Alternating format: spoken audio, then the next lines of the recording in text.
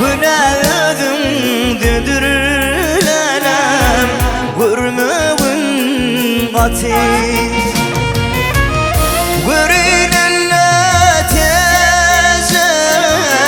Ovamın şeti İciva yadıma dostlar düştü ağlaya Gürününle tezen Ovamın şeti İciva yadıma dostlar düştü ağlaya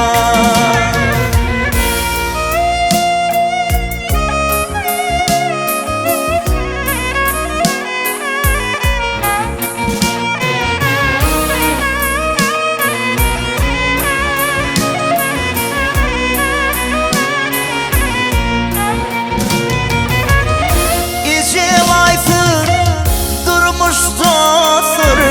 vurmayar bana Minnenin dövünlenen Finyali gülen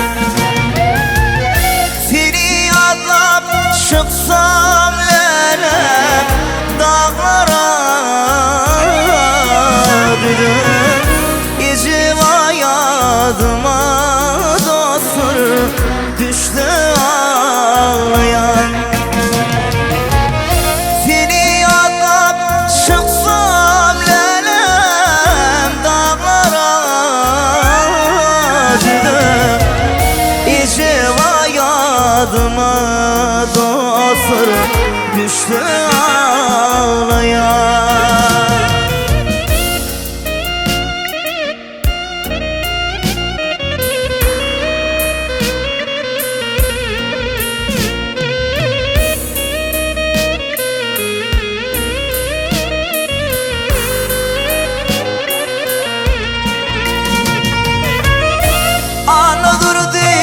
Aydır dostlar yüreğim teptir İcivaydan başka dostlar Sögünüm yoktur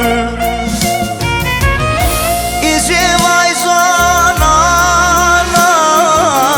dur da gerektir Gül keşfi yadıma dostlar düştü ağlaya İcivay zanana dur da gerektir Gül keşfi yadıma dostlar düştü ağlaya Maksat şan yadıma